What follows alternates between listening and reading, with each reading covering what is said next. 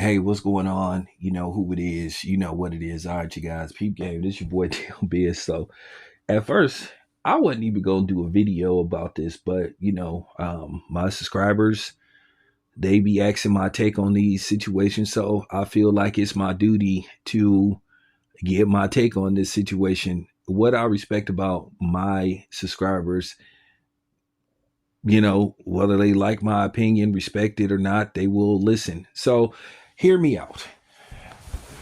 And this is just real talk. So there is a video that somebody filmed of Stephen A. Smith playing solitary. Is that what it calls? Solitaire or solitaire? I don't know because I don't play cards like that. I don't play cards at all, to be honest with you. But nevertheless, somebody posted a video of Stephen A. Smith playing cards via his phone while the finals was going on. I think it was the third quarter. So it sparked a bit of an outrage, and you got everybody with an opinion saying, "Oh, this is what ESPN is paying $100 million for. This is the guy that claims to know everything there is about basketball, and why isn't he working, and why is he not?" Watching the game and everything. So, people went in on him. Everybody had an opinion, especially people that's not very fond of hearing from Kevin Durant to, Jason Fatlock. Jason Whitlock is the last person that I would listen to anything he had to say regarding anything. The dude is just a flat out phony attention seeker. He basically wakes up in the morning figuring out how he can get his coon on and how basically he can undermine the black community. And he does it on purpose. All because he wants attention from the very people that can't stand his fat ass. But nevertheless, let's get to the Stephen A. Smith thing. I just got to be completely honest with you. I know a lot of people look at this as get back because of some of the stuff Stephen A. Smith has said over the year. Yeah, Stephen A. Smith has cooned very hard. Real talk, from the Jerry Jones thing to just a lot of other situations where he go hard in the paint on the brothers, but then, he show contrice and, mercy to the others. So he has a history of doing this. So I understand why a lot of people are getting on this helmet. But I'm going to say this. I don't think this is that big of a deal. I'm just got to be completely honest. First of all, to the person that filmed him, like, damn, you all up in the nigga's phone. Like, damn, you just filming the dude's phone.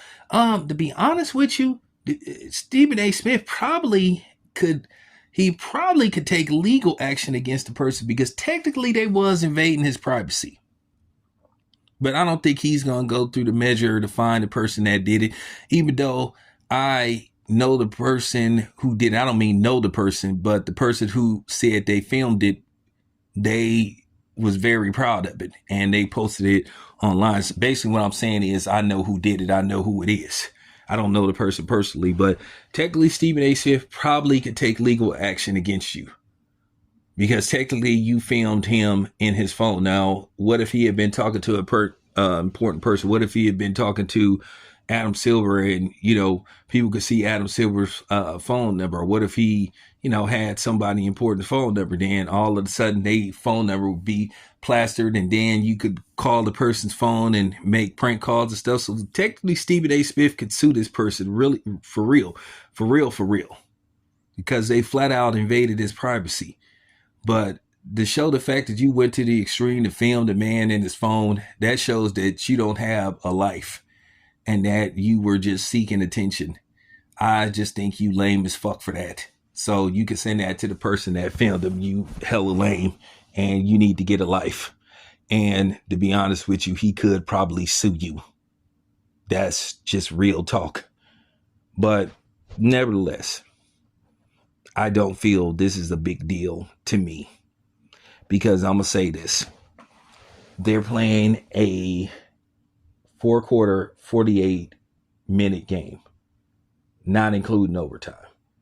I don't think if he took 3 minutes out, and this is like the third quarter, I mean, at the end of the day, whatever you miss, they'll have it on the Jumbotron. And if you miss something, the studio will brief you what you missed. And they just got, like, at the end of the day, he has a computer. He could replay what he missed and all that kind of stuff on his phone. So that's just not really a big deal, because at the end of the day, so what if he had to go to the bathroom to get something to eat? He's going to miss parts of the game. What if he, you know, what if he went somewhere to get something to eat? He's going to miss a certain part of the game. Listen, you guys, I cover boxing events all the time.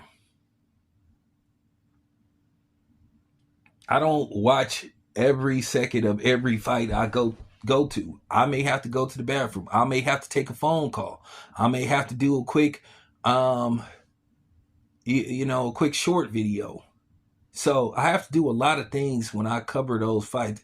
Now, for the most part, the main event, I will try to watch the main event in its entirety. But at the end of the day, this is a 48-minute basketball game. So I mean, like if he took a few minutes out to like play cards and all this kind of stuff, then I don't think it's that big of a deal.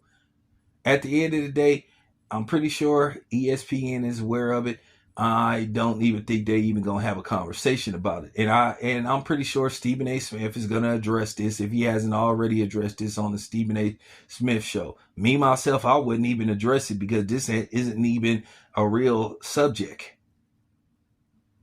But since people made it a subject, I decided to give my opinion on it. I don't think this is a big deal because, like I said before, I'm telling you, I cover sporting events. I've covered the big three. I don't watch every second, every minute for minute, second for second of every game. That happens. If you're gonna be stuck at a arena for anywhere from, who knows, 2.5 to the 3 hours, maybe even 4, depending on how early you get there, that's just gonna happen. That just comes with the territory. I just think this is another case of what you call micro enhancing something. This is clearly micro enhancing something. You know, I can see if the person, even though they invaded his privacy and he was looking at, porn or something, and it would be even worse if he was looking at a certain kind of porn. But at the same time, you still shouldn't have been filming the man in his phone. That's just real talk. Because how would you like it if somebody invaded your privacy? Now, what if Stephen A. Smith got the person's, home address and got their info and then plastered it all over the internet? They'll be talking about that. They'll sue because Stephen A. Smith basically put them at risk, invaded their privacy. So that's all I'm saying. I just don't think this shit is that big of a deal. I'm just telling you guys how it works. But I do understand why some of y'all are enjoying this, going in on him because of his history. But that's just my opinion. So, without without further ado, I'm going to vacate the premises of this video and audio. Thank you very much. This is your boy Town Biz. I'm out.